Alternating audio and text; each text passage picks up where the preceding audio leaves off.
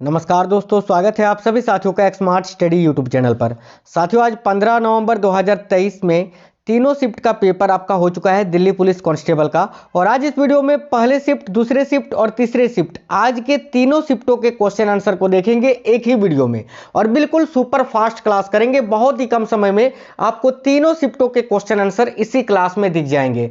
100% real और authentic question हमेशा की तरह आपको आज इस क्लास में करवाएंगे, तो शुरू से अंत तक देखना है। जो लोग आज पेपर देकर आए हैं वो तो मिला लेना, और जिनका पेपर अभी आने वाले दिनों में है साथियों, उनके लिए तो रामबाण क्लास है, क्योंकि बहुत सारे क्वेश्चंस आपको रिपीट होते हुए दिखेंगे। तो चलिए शुरू करते हैं। सभी लोग क्लास को एक लाइक कर दीजिएगा। क्लास अगर पसंद आए तो अपने सभी मित्रों तक, सभी दोस्तों तक जरूर शेयर करिएगा। आप में से कोई भी साथी नए हैं तो चैनल को सब्सक्राइब करके बेल आइकन को ऑन कर लीजिएगा, इससे आपको हर क्लास का नोटिफिकेशन आएगा।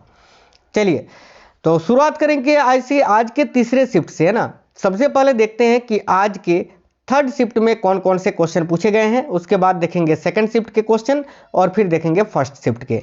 तो देखिए, 2011 की जनगणना के अनुसार किस राज्य का पुरुष साक्षरता दर सबसे अधिक है? तो साथियों, इसका राइट आंसर हो जाता है आपका केरल राज्य का। और जो है ये थर्ड शिफ्ट का क्वेश्चन है, ठीक है। उसके बाद देखिए, आपसे एक क्वेश्चन पूछा था, स्माइल योजना कब लॉन्च की गई थी? तो देखिए, स्माइल योजना जो है ये कब लॉन्च की गई थी? तो इसका राइट आंसर हो जाता 12 फरवरी 2002 को। 12 फरवरी 2002 को स्माइल योजना जो है ये लॉन्च की गई थी। एक क्वेश्चन आपसे पूछा था, इल्तुतमिश और कुतुबुद्दीन ऐबक का आपस में क्या संबंध था? तो साथियों देखिए, इल्तुतमिश और कुतुबुद्दीन ऐबक, इन दोनों का आपस में संबंध क्या था ये पूछा है। तो याद रखिए, इल्तुतमिश जो है ना, ये कुतुबुद्दीन ऐबक के दामाद थे। कौन थे? दामाद, याद रखना। एक क्वेश्चन आपसे पूछा था, लखा खान का संबंध भारत के किस राज्य से है? बहुत सारे क्वेश्चन ऐसे पूछे हैं जो कि ना बनने वाले थे। देखिए, लखा खान जो कि संगीतकार थे और इनका संबंध भारत के किस राज्य से है ये पूछा था, तो राजस्थान आपका यहां करेक्ट आंसर हो जाता। आगे आपसे एक क्वेश्चन पूछा था, शांताराव का संबंध किस शास्त्रीय नृत्य से है? तो साथियों देखिए, शांताराव का संबंध किस शास्त्रीय नृत्य से है? तो राइट आंसर हो जाता साथियों भरतनाट्यम से। भरतनाट्यम जो कि तमिलनाडु राज्य का शास्त्रीय नृत्य है। एक क्वेश्चन ये था कि जे.एस. वर्मा समिति का संबंध किससे था? तो देखिए, जे.एस. वर्मा समिति साथियों ये महिला सुरक्षा से संबंधित थी, तो यहां आपका करेक्ट आंसर हो जाता महिलाओं की सुरक्षा से। एक क्वेश्चन पूछा था, आर्य समाज की स्थापना किसने की थी? ये तो बिल्कुल सिंपल क्वेश्चन था। तो आर्य समाज की स्थापना स्वामी दयानंद सरस्वती जी ने की थी। कब? तो 1875 में। याद रखना, आगे आपसे पूछ सकता है कि कब हुई थी आर्य समाज की स्थापना, है ना। आगे देखिए, क्वेश्चन था कि राजीव गांधी खेल रत्न पुरस्कार का नाम बदलकर मेजर ध्यानचंद पुरस्कार कब कर दिया गया? बहुत ही अच्छा ये क्वेश्चन पूछा था। तो साथ देखिए, राजीव गांधी खेल रत्न पुरस्कार का नाम बदलकर मेजर ध्यानचंद पुरस्कार कब कर दिया गया था? तो अगस्त 2021 में। तो इसका करेक्ट आंसर हो जाता 2021। एक क्वेश्चन आपसे पूछा था, इनमें से सुनील गावस्कर की आत्मकथा कौन सी है? लिटिल मास्टर बोला जाता है सुनील गावस्कर को, और मास्टर ब्लास्टर बोला जाता है साथियों किसको? सचिन तेंदुलकर को। देखिए, तो सुनील गावस्कर की आत्मकथा इनमें से कौन सी है? तो इसका राइट आंसर हो जाता सनी डेज। एक क्वेश्चन था, क्रिस गेल की आत्मकथा का क्या नाम है? तो देखिए, क्रिस गेल जो कि वेस्ट इंडीज के खिलाड़ी थे, क्रिकेटर, और इनकी आत्मकथा क्या था ये भी आपसे पूछा था। तो याद रखिएगा, सिक्स मशीन। ठीक है, सिक्स मशीन जो है ये क्रिस गेल की आत्मकथा है। एक बहुत ही अच्छा क्वेश्चन था कि 11वां मौलिक कर्तव्य कब जोड़ा गया था? अब देखिए, यहां पर इसका करेक्ट आंसर हो जाता 86वां संविधान संशोधन अधिनियम 2002। एक चीज याद रखना साथियों, 42वें संविधान संशोधन अधिनियम में जो मौलिक कर्तव्य जोड़ा गया था वो 10 मौलिक कर्तव्य थे, और 11वां जो मौलिक कर्तव्य है वो 86वें संविधान संशोधन से जोड़ा गया था 2002 में। एक क्वेश्चन पूछा था, विधान परिषद सदस्यों की न्यूनतम आयु कितनी होनी चाहिए? तो देखिए, विधान परिषद सदस्यों की न्यूनतम आयु जो है वो साथियों 30 वर्ष होनी चाहिए। और याद रखना, लोकसभा के लिए 25 वर्ष, राज्यसभा के लिए भी 30 वर्ष, और विधानसभा परिषद के लिए भी, या विधान परिषद सदस्यों के लिए भी 30 वर्ष। एक क्वेश्चन था, अनुच्छेद 166 का संबंध किससे है? तो देखिए, आर्टिकल 166 यानी अनुच्छेद 166 का संबंध आपसे पूछा था। तो इसका राइट आंसर हो जाता राज्य की सरकार के कार्य के संचालन से। ठीक है। एक क्वेश्चन था, हाथी गुम्फा अभिलेख ये किस भाषा में वर्णित है? तो देखिए, हाथी गुम्फा अभिलेख जो है ये किस भाषा में वर्णित है? तो इसका करेक्ट आंसर हो जाता साथियों प्राकृत भाषा में। ठीक है, प्राकृत भाषा यहां करेक्ट हो जाता। एक बहुत ही अच्छा क्वेश्चन था कि समुद्र तल से नीचे जाने पर महासागर का दबाव बढ़ता है या घटता है? तो देखिए, जब हम समुद्र तल से नीचे जाते हैं तो महासागर का जो दाब होता है, दबाव होता है, वो साथियों बढ़ता है, इंक्रीज होता है। तो यहाँ आपका राइट आंसर हो जाता बढ़ता है। एक क्वेश्चन पूछा था कॉमनवेल्थ गेम्स की शुरुआत कब से हुई थी? तो देखिए, कॉमनवेल्थ गेम्स यानी राष्ट्रमंडल खेलों की शुरुआत कब से हुई थी? तो इसका राइट आंसर हो जाता 1930 में। और अगर आपसे पूछे कि राष्ट्रमंडल खेल की मेजबानी भारत ने कब की थी पहली बार, तो याद रखना 2010 में। ठीक है, चलिए आगे देखिएगा। एक क्वेश्चन था कि 1969 में इनमें से किस बैंक का राष्ट्रीयकरण नहीं हुआ था? और अभी जो है इस क्वेश्चन का मुझे ऑप्शन नहीं मिल पाया है, ये ऑप्शन पर डिपेंड करता साथियों। एक क्वेश्चन था तत्वबोधिनी सभा की स्थापना कब हुई थी? तो देखिए, देवेंद्रनाथ टैगोर ने तत्वबोधिनी सभा की स्थापना की थी, है ना। और कब हुई थी? तो 1839 में। तो 1839 इस क्वेश्चन का करेक्ट आंसर हो जाता। एक क्वेश्चन था विश्व शतरंज का संचालन कौन करता है? तो देखिए, विश्व शतरंज खेल जो होता है, तो विश्व शतरंज का संचालन कौन करता है? तो अंतर्राष्ट्रीय संस्था जो है फिडे, याद रखना इसका करेक्ट आंसर हो जाता फिडे। एक क्वेश्चन था खेलो इंडिया शीतकालीन खेल, दूसरा जो शीतकालीन खेल हुआ था, खेलो इंडिया दूसरा शीतकालीन खेल, ये कहां पर आयोजित हुआ था? ठीक है, तो कहां पर यह आयोजित हुआ था? तो गुलबर्ग में, जो कि जम्मू कश्मीर में स्थित है, जम्मू कश्मीर के गुलबर्ग करेक्ट आंसर हो जाता। एक क्वेश्चन था क्षेत्रीय ग्रामीण बैंक की स्थापना कब हुई थी? तो देखिए, क्षेत्रीय ग्रामीण बैंक की स्थापना कब हुई थी? तो साथियों 1975 में। और यहीं अगर आपसे पूछे नाबार्ड की स्थापना कब हुई थी? तो 1982 में, याद रखिएगा। ठीक है, तो क्षेत्रीय ग्रामीण बैंक की स्थापना 1975 में हुई थी। चलिए अब सेकंड शिफ्ट के क्वेश्चंस देख लेते हैं, उसके बाद फर्स्ट शिफ्ट के। अगला क्वेश्चन है किस खेल में 3 सेकंड रूल लागू होता है? तो देखिए, इस क्वेश्चन का राइट आंसर हो जाएगा साथियों बास्केटबॉल में। किस खेल में 3 सेकंड का रूल, ये नियम है एक जो कि लागू होता है? तो बास्केटबॉल करेक्ट आंसर हो जाता। नेक्स्ट क्वेश्चन है हरिसेन किसके दरबार की शोभा थे या हरिसेन किसके दरबार के कवि थे? तो इसका राइट आंसर हो जाता साथियों समुद्रगुप्त के। नेक्स्ट क्वेश्चन है नीलकंठ मंदिर या नीलकंठ महादेव मंदिर आपसे पूछा होगा, या महाकाल मंदिर जो कि कहां पर स्थित है? तो साथियों नीलकंठ महाकाल मंदिर ये उत्तराखंड में स्थित है, तो उत्तराखंड यहाँ करेक्ट आंसर हो जाता। आगे देखिए, क्वेश्चन आपसे पूछा था बंगाल विभाजन कब हुआ था? इसका आपको डेट बताना था साथियों, तिथि बताना था। तो सभी को पता है कि बंगाल विभाजन 1905 में लॉर्ड कर्जन के समय में हुआ था, लेकिन आपको तिथि बताना था, जो कि राइट आंसर हो जाता 16 अक्टूबर। ठीक है, 16 अक्टूबर 1905 में बंगाल विभाजन हुआ था। नेक्स्ट क्वेश्चन है वर्ष 2021-22 में भारत में कौन सी फसल सबसे अधिक पैदा हुई? तो देखिए, वर्ष 2021-22 में भारत में कौन सी फसल है जो सबसे अधिक पैदा हुई थी? तो करेक्ट आंसर हो जाएगा चावल। सेकंड शिफ्ट के क्वेश्चन से ही देखिए, अगला क्वेश्चन है हॉकी मेंस एशिया कप 2022 का आयोजन कहां हुआ था? बहुत ही अच्छा क्वेश्चन है, याद रखिएगा। हॉकी मेंस एशिया कप 2022 का आयोजन कहां हुआ था? तो जकार्ता में। ऑप्शन देखिए जकार्ता, यहाँ आपका करेक्ट आंसर हो जाएगा इंडोनेशिया। अगला क्वेश्चन है प्रयाग प्रशस्ति अभिलेख में किसका वर्णन है? तो देखिए, प्रयाग प्रशस्ति अभिलेख जो है इसमें समुद्रगुप्त के बारे में बताया गया है, समुद्रगुप्त के विजय अभियानों के बारे में।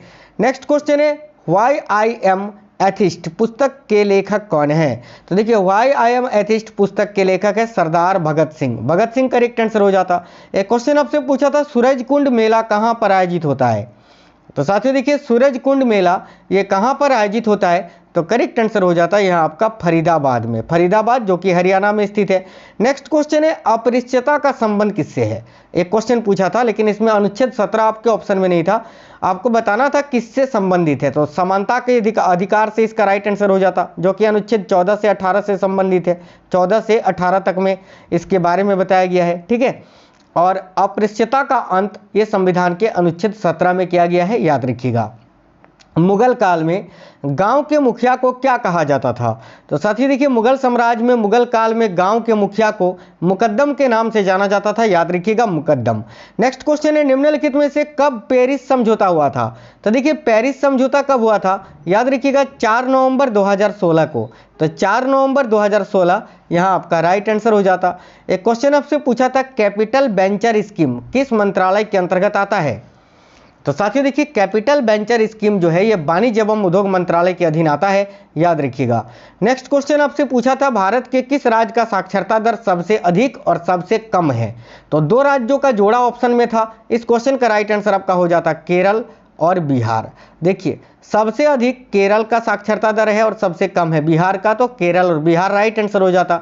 1983 के ओडीआई वर्ल्ड कप में भारतीय क्रिकेट टीम के कैप्टन कौन थे?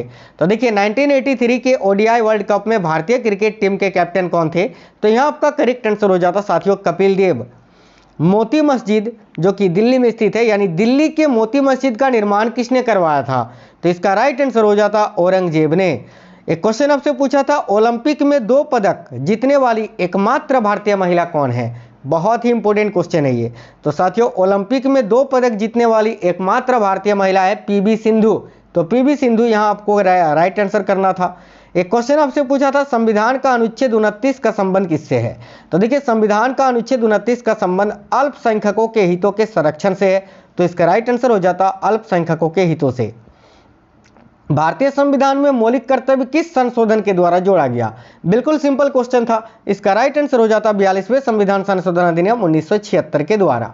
और साथियों अनुच्छेद अगर आपसे पूछे आने वाले शिफ्टों में तो याद रखना संविधान के अनुच्छेद 51 के ए में मौलिक कर्तव्यों को जोड़ा गया है, और अगर भाग पूछे तो भाग 4 का ए में। और किस देश के संविधान से मौलिक कर्तव्य यानी फंडामेंटल ड्यूटीज को लिया गया है? तो याद रखिएगा रूस के संविधान से।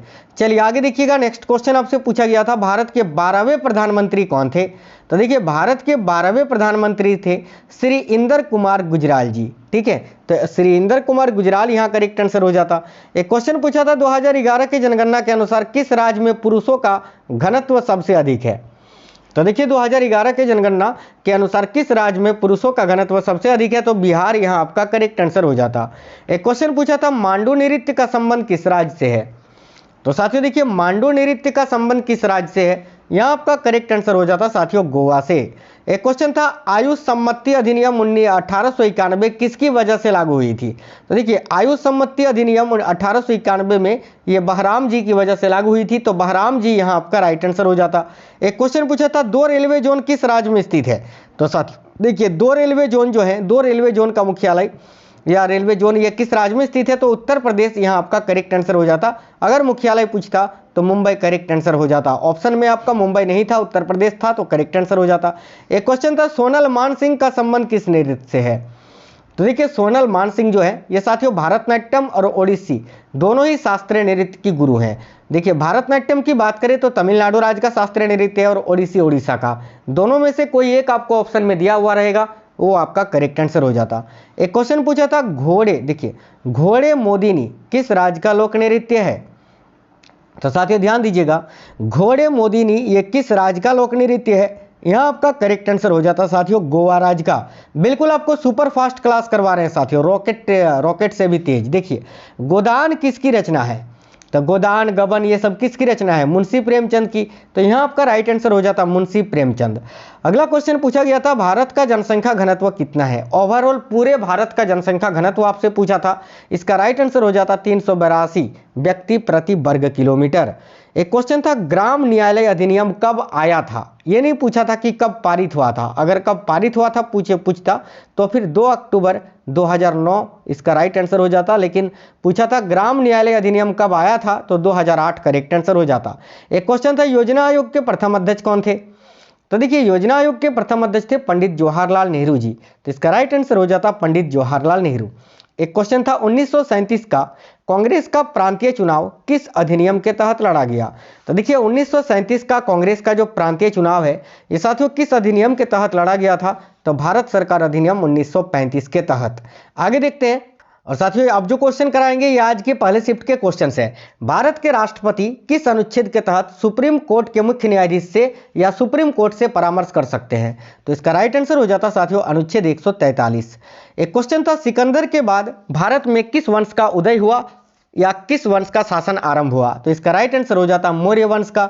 अगला क्वेश्चन पूछा था, संविधान के अनुच्छेद 243 का टी का संबंध किससे है? तो देखिए संविधान के अनुच्छेद 243 का खंड टी का संबंध है देखिए नगर पालिकाओं में सीटों के आरक्षण से। ठीक है, आगे आपसे क्वेश्चन पूछा था, संदीप दास का संबंध किस वाद्य यंत्र से है? तो साथियों संदीप दास का संबंध तबला से है। याद रखिए तबला वादन, तबला यहाँ करेक्ट आंसर हो जाता। जिस तरह जाकिर हुसैन का संबंध तबला से है उसी प्रकार संदीप दास का संबंध भी तबला से है। एक क्वेश्चन था, इनमें से कौन सा एक टेनिस चैंपियन सानिया मिर्जा की आत्मकथा है? तो देखिए सानिया मिर्जा की जो आत्मकथा है उसका नाम है साथियों एज अगेंस्ट ओड्स। तो एज अगेंस्ट ओड्स यहाँ आपका राइट आंसर हो जाता। देखिए एक क्वेश्चन पूछा था 2011 के जनगणना के अनुसार 0 से 6 साल के बच्चे किस राज्य में सबसे अधिक हैं? तो इस क्वेश्चन का राइट आंसर हो जाता उत्तर प्रदेश में। आगे आपसे क्वेश्चन पूछा था हरित क्रांति के जनक नॉर्मन बोरलॉग किस देश के थे? तो साथियों पूरे विश्व स्तर पर हरित क्रांति के जनक नॉर्मन बोरलॉग हैं और ये अमेरिका के थे, संयुक्त राज्य अमेरिका के। ठीक है, तो अमेरिकी कृषि विज्ञानी थे, तो अमेरिका यहाँ आपका राइट आंसर हो जाता। एक क्वेश्चन पूछा था थियोसॉफिकल सोसाइटी की स्थापना सर्वप्रथम किस देश में हुई थी? तो देखिए भारत में नहीं पूछा था, ओवरऑल पूरे वर्ल्ड में सबसे पहले थियोसॉफिकल सोसाइटी की स्थापना कहाँ हुई थी? तो इसका राइट आंसर हो जाता अमेरिका में 1875 में। और अगर आपसे भारत में पूछे तो याद रखिए भारत में 1916 में हुआ था। एनी बेसेंट बाल गंगाधर तिलक ने थियोसॉफिकल सोसाइटी की स्थापना की थी भारत में। एक क्वेश्चन पूछा था ट्रेन टू पाकिस्तान किसका उपन्यास है? तो देखिए ट्रेन टू पाकिस्तान ये किसका उपन्यास है? तो साथियों करेक्ट आंसर हो जाता है यहाँ आपका खुशवंत सिंह का। एक क्वेश्चन था लोधी वंश का संस्थापक कौन था? तो सिंपल क्वेश्चन था ये, लोधी वंश का संस्थापक बहलोल लोधी थे साथियों, तो बहलोल लोधी यहाँ आपका करेक्ट आंसर हो जाता। आगे आपसे एक क्वेश्चन पूछा था 44वां संविधान संशोधन किससे संबंधित है? तो देखिए 44वां संविधान संशोधन जो है ये संपत्ति के अधिकार को कानूनी अधिकार इसमें बनाया गया था। ठीक है, और ये कब हुआ था? तो 1978 में। और इसमें संपत्ति के अधिकार को मौलिक अधिकार की सूची से हटाकर कानूनी अधिकार बनाया गया था और वर्तमान में संपत्ति का अधिकार जो है ये कानूनी अधिकार है। उसका प्रावधान संविधान के अनुच्छेद 300 का क में वर्णित है, याद रखिएगा। एक क्वेश्चन था दीनदयाल उपाध्याय अंत्योदय योजना की शुरुआत कब हुई थी?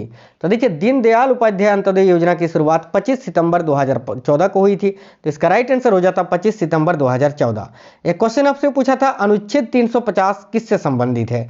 तो देखिए कोई भी व्यक्ति अपनी परेशानियों के लिए संघ या राज्य के किसी भी अधिकारी को उस समय इस्तेमाल होने वाली राजभाषा में आवेदन दे सकता है, याद रखिएगा। ठीक है, एक क्वेश्चन था कौन सा नृत्य करते समय महिलाएं तोता की तरह अभिनय करती हैं? तो साथियों देखिए कौन सा वो नृत्य है जिसको करते समय महिलाएं तोता की तरह अभिनय करती हैं?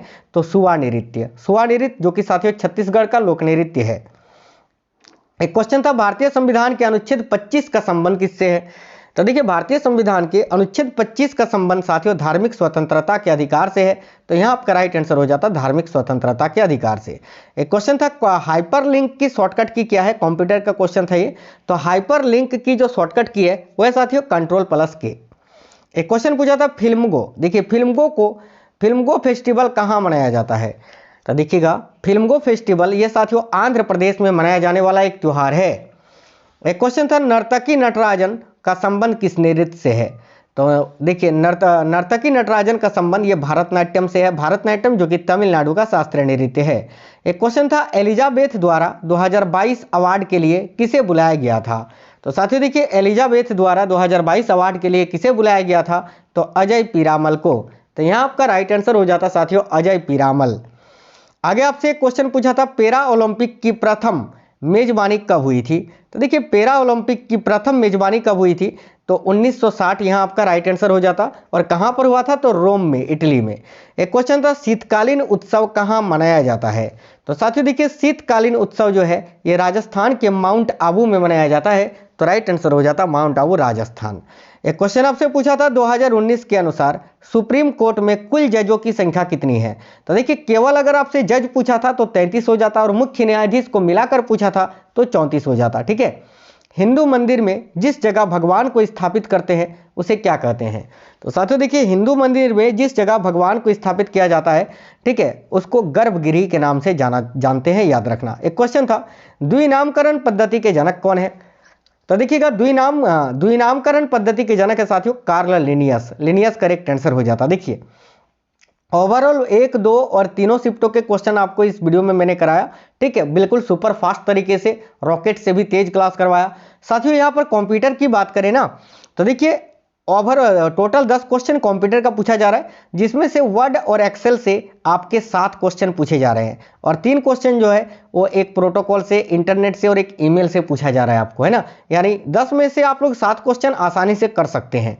मैथ और रीजनिंग की बात करें ओवरऑल तो मैथ में 15 में से आप 12 से 13 क्वेश्चन तो आसानी से कर सकते हैं और 25 रीजनिंग में से बात करें तो 22 से 23 क्वेश्चन बिल्कुल आसानी से आप लोग कर सकते हैं। ठीक है, यानी जो रेगुलर हैं, जो पढ़ने वाले बच्चे हैं, उनके लिए बोल रहा हूँ साथियों। तो आज के अगर लेवल की बात करें तो जीएस का लेवल थोड़ा हार्ड रहा है, बाकी मैथ और रीजनिंग का लेवल वही था, कंप्यूटर का लेवल कल ही की तरह था। तो साथियों, क्लास आपको कैसा लगा है वीडियो के नीचे कमेंट बॉक्स में बताना। इस वीडियो को एक लाइक और अपने सभी दोस्तों तक जरूर शेयर कर देना। चलिए फिर मिलते हैं आपसे नेक्स्ट वीडियो में, तब तक बिल्कुल स्वस्थ रहें। जय हिंद साथियों, वंदे मातरम।